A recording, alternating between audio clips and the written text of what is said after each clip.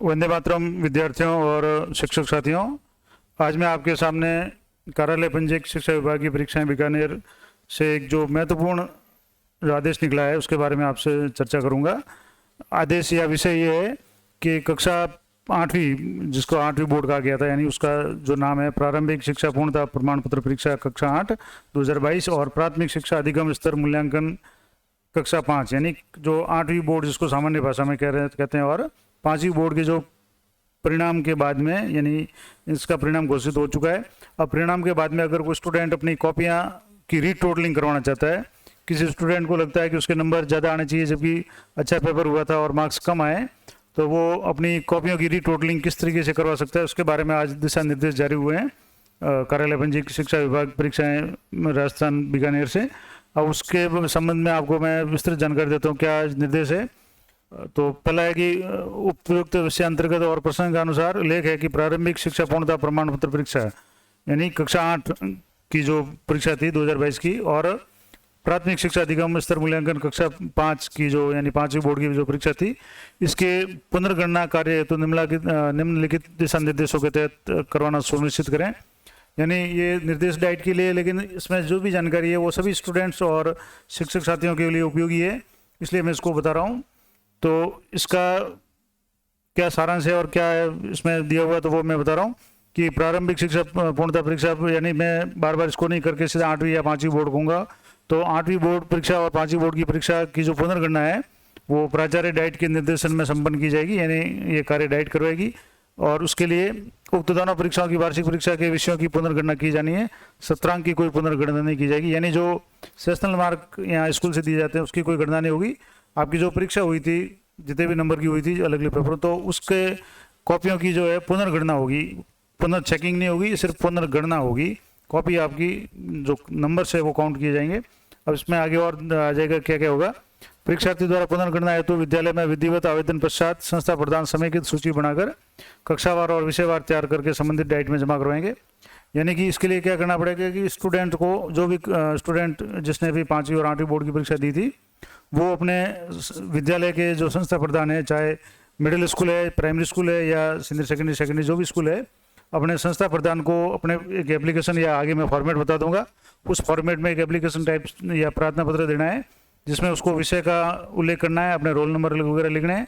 और उसके बाद में संस्था प्रदान है पूरी कक्षा की, 5वीं की अलग और 8वीं की अलग सूची बना करके, विषयवार और कक्षावार सूची बना करके डाइट में जमा कराएंगे। और डाइट द्वारा निर्धारित कार्यक्रम के अनुसार इनकी कॉपियाँ की जो पुनर्गणना होगी, रीटोटलिंग होगी, और इसकी क्या डेडलाइन है या क्या तारीख है वो मैं आगे बताता हूँ। और क्या निर्देश है कि दोनों कक्षाओं के परीक्षा परिणाम में परीक्षार्थी द्वारा पुनर्गणना है तो अधिकतम विषय चयन की सीमा नहीं है, यानी आप एक विषय, 2 विषय या सभी जो भी विषय आपके थे, कितने भी विषयों की आप पुनर्गणना करवा सकते हैं। नेक्स्ट है कि डाइट प्राचार्य द्वारा पुनर्गणना हेतु प्राप्त आवेदन पत्रों की विषयवार संख्या के आधार पर आवश्यकता अनुसार परीक्षकों की नियुक्ति की जाएगी। यानी जिस तरह की जो एप्लीकेशन या संख्या आएगी उसके अनुसार डाइट द्वारा जो भी परीक्षक नियुक्त किए जाएंगे, और जो परीक्षक होंगे वो परीक्षक होंगे जिन्होंने कॉपियां नहीं जांची हो, यानी जो मुख्य परीक्षा में कॉपी जांची थी उनको नहीं लगाया जाएगा। ये डाइट का काम है।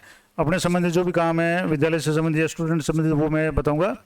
और जैसे दूसरा था कि विषयवार समिति गठन की जाएगी और जिसमें एक सदस्य आवश्यक रूप से राजपत्रित हो, ये उनका मामला है। डाइट द्वारा दोनों परीक्षाओं के लिए आवेदन पत्रों और पुनर्गणना परिणाम का रिकॉर्ड निर्धारित प्रारूप में संधारित किया जाएगा, ये भी डाइट का काम है। अब विद्यार्थियों को ये ध्यान ये रखना है कि पुनर्गणना में केवल परीक्षार्थी के द्वारा प्राप्त अंकों की प्रश्नवार पुनर्गणना की जाएगी। गौर करने वाली बात यह है कि आपके सिर्फ अंकों की गणना की जाएगी, प्रश्नोत्तरों की नए सिरे से जांचा नहीं जाएगा। आपने जो उत्तर लिखा है उसको जांचा नहीं जाएगा। शिक्षक ने जो प्रश्न के जो अंक दिए हैं वो अंकों की टोटलिंग आपकी होगी, रीटोटलिंग होगी, रीचेकिंग या रीवैल्यूएशन नहीं होगा। ये आपको विशेष ध्यान रखना। दूसरा, पुनर्गणना कर्ता को, यानी जो भी आपकी कॉपी की पुनर्गणना करेगा, पुनर्गणना हेतु प्राप्त जो उत्तर पुस्तिका है उसके मुख्य पृष्ठ अंकित अंकों की प्रश्नवार प्राप्त तालिका में प्रविष्ट किए गए अंकों और उत्तर पुस्तिका के अंदर पृष्ठों पर दिए गए अंकों का मिलान करना होगा। यानी जो कॉपी के मेन पृष्ठ पे जो प्रश्न संख्या उसके आगे जो नंबर लिखे होते हैं उसकी, और अंदर जो प्रश्न लिखा उसके जो नंबर दिए हुए हैं, जैसे 5वां जो प्रश्न था, सवाल था, उसमें आपके 2 नंबर आए हैं तो वो 2 नंबर कॉपी में भी है या कॉपी में 5 नंबर है। और मेन प्रश्न में अगर जो सवाल नंबर 5 था उसमें अगर 2 नंबर दिए हैं तो इस तरह की अगर कोई गलती है तो वो मिलान करेंगे, चेक करेंगे। और कक्षा 5 में जिन निजी शिक्षण संस्थाओं के द्वारा मुख्य परीक्षा 2022 हेतु निर्धारित शुल्क डाइट में जमा नहीं करवाया है, ऐसी स्थिति में निर्धारित शुल्क जमा करवाने के बाद ही डाइट द्वारा आवेदन स्वीकार किए जाएंगे। यानी निजी स्कूल है वो पहले अपनी फीस जमा कराएं परीक्षा की, तभी उनके कॉपियाँ की रीटोटलिंग होगी। सरकारी स्कूलों के लिए ऐसा कोई प्रावधान नहीं है। अब आपको मैं ये कार्यक्रम बता देता हूँ किस तारीख से क्या शुरू होगा।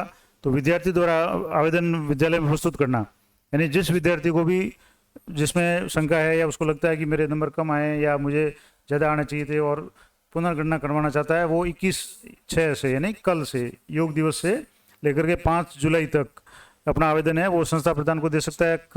और ये कार्य स्तर के उत्तरदायी स्तर का मतलब किसको सौंपना है, तो संस्था प्रधान को नहीं, अपने विद्यालय के जो भी संस्था प्रधान है, चाहे 5वीं 8वीं है तो हेडमास्टर होंगे, और 10वीं तक हेडमास्टर या 12वीं क्लास है तो प्रिंसिपल जो भी है, उनको आप अपने जो भी स्टूडेंट है वो अपनी एप्लीकेशन है वो मैं आगे फॉर्मेट बता दूंगा, उसमें प्रार्थना पत्र प्रस्तुत करना है। उसके बाद में आवेदन में समेकित सूची है डाइट में जमा करवाने का काम संस्था प्रधान द्वारा 28/6 से 6/7 तक किया जाएगा, यानी 21 से 28 तक तो एक बार आ जाए। उसके बाद संकलित सूची है वो 28 से भेजना शुरू कर देंगे। और अंतिम सूची, क्योंकि 5 जुलाई लास्ट तारीख है, तो 6 जुलाई को जो अंतिम संकलित सूची है वो संस्था प्रधान है वो डाइट में जमा करेंगे। और डाइट द्वारा जो भी पुनर्गणना है तो संबंधित मूल्यांकन केंद्रों को सूचियाँ, जहाँ मूल्यांकन केंद्र है वहाँ 30 को सूची भेज दी जाएगी और 8 तक दूसरी सूची भेज दी जाएगी। और पुनर्गणना का काम है 1 तारीख से शुरू हो जाएगा। जैसे जैसे एप्लीकेशन आती जाएगी वहाँ जो भी डाइट द्वारा निर्धारित मूल्यांकन केंद्र होंगे वहाँ पे गणना होगी और वहाँ से 13 तारीख तक गणना होगी। और पुनर्गणना के उपरांत परिणाम परिवर्तित होने पर ऐसे परीक्षार्थियों की संशोधित अंक सूची है वो डाइट द्वारा 17/5 तक उपलब्ध करवा दी जाएगी। यानी आपके जो भी नंबर में कोई चेंज होगा वो 15/7 तक आपको पता चल जाएगा, 15 जुलाई को आपको पता चल जाएगा।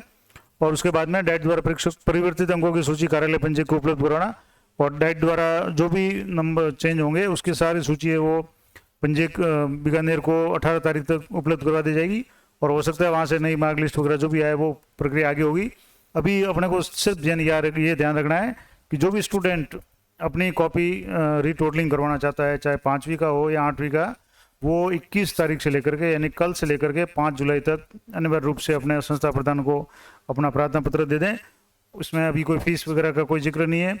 आप जितने भी विषय चाहे सही या सभी विषयों की रीटोटलिंग करवा सकते हैं, तो वो काम आपको करना है। और संस्था प्रधान है वो 28 तारीख से लेकर के 6 जुलाई तक डाइट में ये सारे अपनी जो भी आवेदन होंगे वो एक फॉर्मेट दिया हुआ नीचे आगे मैं बता दूंगा, उस फॉर्मेट में डाइट को प्रस्तुत करेंगे और डाइट द्वारा इनकी मूल्यांकन होगा। अब मैं एक तो प्रार्थना पत्र या आवेदन पत्र जो विद्यार्थी को पढ़ना है, तो एक तो आपको यहाँ जैसे कार्यालय जिला शिक्षा प्रशिक्षण संस्थान डाइट, यानी डाइट जिस जिले की डाइट है वहाँ का आपको नाम लिखना है। उसके बाद में अगर आप 8वीं के स्टूडेंट है, कॉपी रीटोल्डिंग करवाना चाहते हो तो इस पर चेक बॉक्स पर क्लिक करना है और 5वीं के लिए इस बॉक्स पर क्लिक करना है। उसके बाद में यहाँ एक आवेदन पत्र प्रार्थना पत्र के रूप में जिसमें प्रधानाचार्य जिला शिक्षा प्रशिक्षण संस्थान डाइट को आपको जिले का नाम लिखना है और विषय कक्षा 5 या 8 जो भी आपके लागू हो रहा है उस पर टिक करना है। पुनर्गणना है तो आवेदन, और मैं कक्षा अब जैसे 5वीं है तो 5 और 8 है तो 8, ये आपको लिखना है। प्राप्त अंकों की पुनर्गणना करवाना चाहता हूँ या चाहती हूँ। उसके बाद में परीक्षार्थी का नाम, स्टूडेंट को अपना नाम लिखना है, पिता का नाम लिखना है, जन्म तिथि लिखनी है, परीक्षा के रोल नंबर लिखने हैं, विद्यालय का नाम, परीक्षा केंद्र का नाम जहाँ से आपने 8वीं या 5वीं की बोर्ड की परीक्षा दी थी वो, और आवेदित कुल विषय, आप कितने विषय में कॉपी रीटोटलिंग करवाना चाहते हैं, 1 2 3 4 5 या 6, जितने भी विषय है, जैसे 5वीं तक है तो 5 है या 8वीं तक है तो 6 विषय है, तो जिस विषय का आप करवाना चाहते हैं वो विषय का नाम तो यहाँ लिखना है, जैसे हिंदी है, गणित है, संस्कृत है, सामाजिक है, जो भी है। और इसके अलावा कुल कितने विषय 6 में से आप यहाँ सेलेक्ट करते हैं उसकी संख्या यहाँ लिखनी है। तो ये फॉर्मेट है, यहाँ परीक्षार्थी यानी जो स्टूडेंट को अपने साइन करने हैं, दिनांक लिखनी है और नीचे आगे संस्था प्रधान साइन कर देंगे। और ये आवेदन पत्र के साथ में विशेष रूप से आपको ध्यान रखना है कि आपकी जो ऑनलाइन पोर्टल से जो जनरेटेड मार्क लिस्ट है, अंक तालिका है, वो संलग्न करनी है कि आपके नंबर कितने आए हैं और उसमें कितना बदलाव होगा। तो एप्लीकेशन के साथ में आपको अपनी जो मार्क लिस्ट है जो आप ऑनलाइन नेट से निकालते हैं वो आपको साथ में लगानी है। और पुनर्गणना के आवेदन है वो 5/7 तक परीक्षार्थी द्वारा स्वयं के विद्यालय में जमा करवाना जा सकता है, यानी जो अंतिम तारीख है वो 5 जुलाई है। तो कल से लेकर के 5 जुलाई तक जो भी स्टूडेंट ये जमा करवाना चाहते हैं वो करवा सकते हैं। नेक्स्ट है, ये एक फॉर्मेट दिया हुआ है विद्यालय के लिए कि जैसे जो संस्था प्रधान है वो इस फॉर्मेट में यानी कार्यालय का अपना नाम लिख देगा, राव मावी या राव प्रावी या प्राथमिक विद्यालय जो भी है, ब्लॉक है, जिला है, और यहाँ से जितने भी बच्चे हैं उनके रोल नंबर, उस हिंदी कितने विषयों में हिंदी, अगर ये रोल नंबर जैसे मान लो 101 वाला अगर हिंदी में चाहता है तो उसको यहाँ क्लिक करना है, अंग्रेजी में इस तरह से क्लिक करके, और आवेदित संख्या इस तरह आ जाएगी और नीचे कुल संख्या आ जाएगी। इस तरह से संस्था प्रधान है वो। और जैसे इसमें दिया हुआ है कि अगर जिस विषय में अप्लाई करना चाहता है रिटोटलिंग, वहाँ राइट का निशान लगाना है, नहीं करना चाहता उसको एक्स करना है। और जो भी सूचना संकलित है, अब जैसे यहाँ कोई स्टूडेंट 101 रोल नंबर वाला हिंदी में करवाना चाहता है तो उसको यहाँ राइट का निशान करना है, अंग्रेजी में करवाना चाहता है तो राइट, विज्ञान में नहीं करवाना चाहता तो यहाँ क्रॉस लगाना है। इस तरह से ये सूची बना करके डाइट को प्रसिद्ध करेंगे। और ये 8वीं बोर्ड के लिए थी, ये 5वीं बोर्ड के लिए सूची है, ये सेम लिस्ट है। और इस तरह से ये संकलित जो सूची है वो विद्यालय के संस्था प्रधान है वो डाइट को भेजेंगे। विद्यालय जो स्टूडेंट है उनके लिए ये आवेदन पत्र है, इसको भर करके संस्था प्रधान को देना है। इसके साथ में जो ध्यान रखना है वो एक तो आपको जो ऑनलाइन पोर्टल से जो आपकी मार्क लिस्ट 5वीं या 8वीं की जो निकली है उसकी कॉपी आपको संलग्न करनी है। और इसके अलावा 5 तारीख तक, 5 जुलाई तक आपको अनिवार्य रूप से ये फॉर्म है अपने विद्यालय में संस्था प्रधान के पास जमा करवाना है, ताकि वो अनिवार्य रूप से 6 तारीख तक डाइट में जमा करा सकते और जमा करा सके, ताकि कॉपियों की जो भी जांच का काम है, रिटोटलिंग का काम है, वो समय पे हो सके। तो ये पूरी जानकारी थी, आशा करता हूँ ये आपके लिए उपयोगी रहेगी। और इस संबंध में अगर कोई भी आप जानकारी चाहते हैं तो कमेंट कर सकते हैं, मैं कोशिश करूँगा। और बिल्कुल स्पष्ट निर्देश है, इसमें कहीं कोई संभावना नहीं है, फीस का भी इसमें कोई प्रावधान नहीं है, कितने भी विषय आप चेक करवा सकते हैं। और सिर्फ आपको एक ऑनलाइन मार्क लिस्ट लेकर के, इस एप्लीकेशन का फॉर्मेट लेकर के आपको अपने संस्था प्रधान को एप्लीकेशन देनी है, विषयवार जो भी आपको जिस विषय की कॉपी चेक रिटोटलिंग करवानी है उसका उसमें लिखना है। तो ये जानकारी थी, आशा करता हूँ आपके उपयोगी रहेगी। और अधिक से अधिक स्टूडेंट्स को और अपने शिक्षक साथियों को, क्योंकि 5वीं बोर्ड के स्टूडेंट बहुत छोटे होते हैं, 8वीं के भी कोई ज़्यादा इतने नहीं हो एक्टिव होते कि वो ऑनलाइन यूट्यूब पे या नेट पे कहीं भी ये विज्ञप्ति देख सकें। तो जिस भी शिक्षक साथी को या जिस स्टूडेंट को ये वीडियो जो देख रहे हैं वो अपने छोटे भाइयों को या अपने जो भी स्टूडेंट है उनको ये अनिवार्य रूप से सूचना पहुंचाएं कि आप 5 जुलाई तक अपनी कॉपी की रिटोटलिंग करवाना चाहे तो करवा सकते हैं। तो मिलते हैं इसी तरह के किसी इन्फॉर्मेटिव वीडियो में, तब तक जय हिंद, जय भारत।